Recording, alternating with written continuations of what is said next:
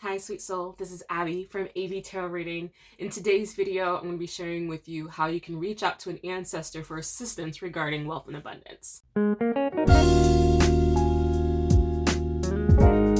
let's start with why.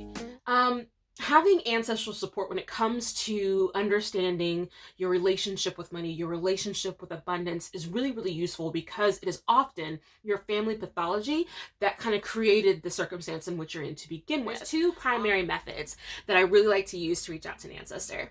First, I need to decide, do I need to select one or do I want to ask one to show up?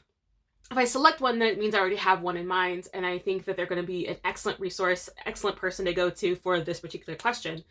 However, if I have a question that I don't know who can help me with, because maybe they were tight-lipped, maybe I didn't know them that well, then you might want to invite them to kind of step forward and help you out with that. So I'll be showing you those two methods today.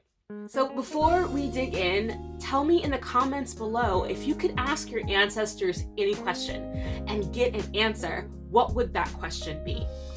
Drop that in the comments below. I'd love to hear your responses. I'd love to maybe build content surrounding some of those questions that you have so I can help you get some of those answers.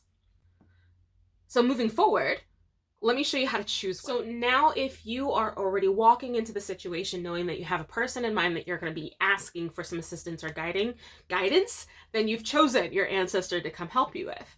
So say for instance, your grandfather was good with money, maybe a little stingy, but he was good with money, and you have some questions that you want to ask them. So go ahead and pull out your tarot deck. Go ahead and pull out your oracle cards or pull out your journal, whatever it is that you'd like to use, and just ask them directly. Any spread that you have, you can adapt and turn it into a question directed to that particular person. And by doing it with that intention, the response that you get in the cards will be framed as responses from that particular ancestor. If you use a pendulum, you can possibly even yes, no your way through your questions, your primary concerns. However, when it comes to just yes or no questions, that tends to be helpful when you've already kind of narrowed your scope, narrowed your concern down to just a few little elements, and then you're using your pendulum to kind of, knock out the nuances.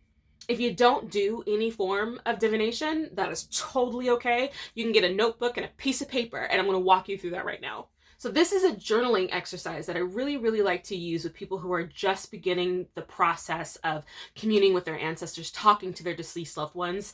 And it's a useful tool to kind of cracking open your imagination and using your mind as the tool, as the method, as the connector between you and your ancestors. What we're going to do is we're going to write a letter to this relative that you've already selected. And we're going to ask them directly for guidance and support from the situation, with the situation that you're having.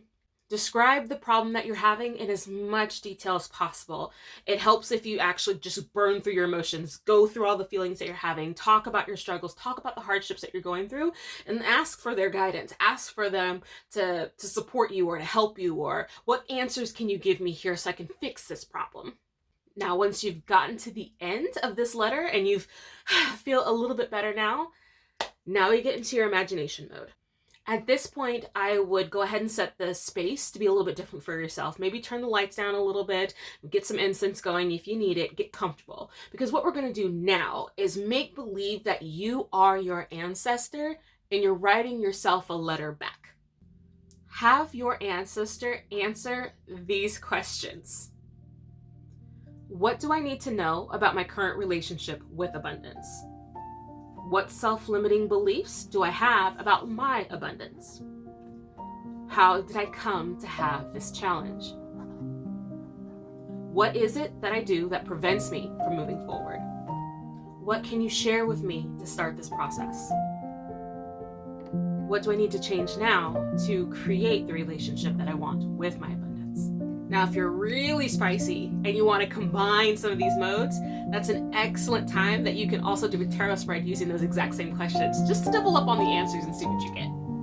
Now, the challenge here is to really make believe, really use that imagination. Don't try so much to get it right, but just embody yourself into what you feel like would be the mind of that ancestor, and then just go with the flow of it.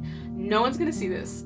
No one's going to read it, unless you want them to. So no one's here to judge you. So go deep, go as far as you want, go as long as you want, and have that conversation, have that response back via that letter, and really dig in, really dig in. It's gonna be fun, because even if you don't know this ancestor, it is all about pretending. So use your imagination. Your imagination is the tool, it is the key here, and that's why you're using it this way.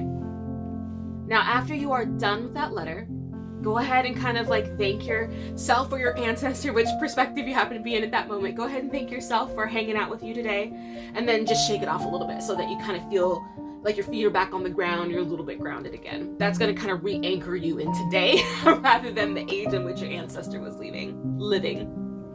When you re-look at that letter, look at it from the eye of practical, playable advice, because this very well could be very useful information. So long as it's logical, go ahead and listen to it. Go ahead and use it.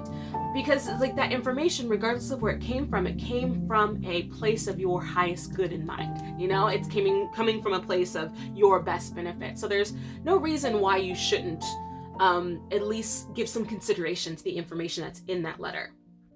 Now, for my favorite part, if you do not have a selected ancestor in mind, I'm going to show you how you can pick one, or how you can ask an ancestor to step forward to come and help you out. Okay, so for the purpose of this video, I'm going to be using the Relative Tarot, and it's not for any specific purpose outside of just, this is fun, and this is the deck that I grabbed. So, what I'm going to have you do is take your favorite deck of cards and go ahead and pull out the court cards. Now, I want you to pull out all the court cards, so the swords, the cups, the wands, all of them. I want you to pull everybody out. So what we're going to do is take this deck, flip it so that the back is facing you, and go ahead and shuffle. And while you are shuffling these cards, I want you to go ahead and either internally in your mind or out loud ask your ancestors' collective whole, ask the collective whole of your ancestors, which ancestor would be most willing to step forward and help you with your issues of abundance. What ancestor would be willing to help us today with abundance? So I want to pull this card. That gave me the nudge. I got the tingles, whatever it is for you that kind of tells you that's the one. Listen to that and go ahead and pull that card. So for me today, I got the Queen of Cups. So when you have the Queen of Cups, or when you have any card, when you have that card pulled, go ahead and think briefly in your mind, impulsively, who does that remind you of? Because who that reminds you of when you look at either the imagery or the first person that comes to mind when you think Queen of Cups, that's the person who this is assigned to. That's who that one belongs to. Now, if, for instance, you pull a card and you don't know who it is, then I would strongly suggest that you dig into a little bit of the correspondences of the court and see who that aligns most to for you. Now, I do a lot of work regarding ancestral identification, but that is a much longer process that I am not going to cover in today's video, but it is something that exists if it's ever something that you need. And a little technique that you can do to also, if this one doesn't work for you and you don't want to use this particular ancestor, for instance, another technique you can use is take that Ten of Pentacles and place it somewhere in your deck. So I'm going to put it there.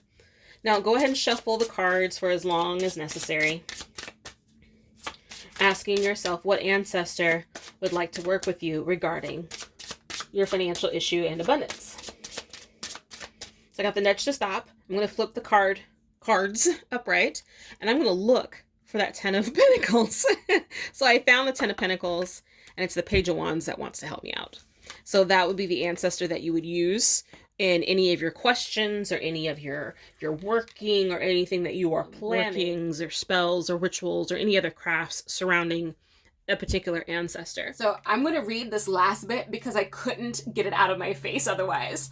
Thank you so much for hanging in there with me today. If you like this video, please give us a thumbs up, subscribe, hit the bell, do all the things, and follow this channel where I load ancestral related content every Friday as much as humanly possible. So like, subscribe, click all the things, and I look forward to seeing you again.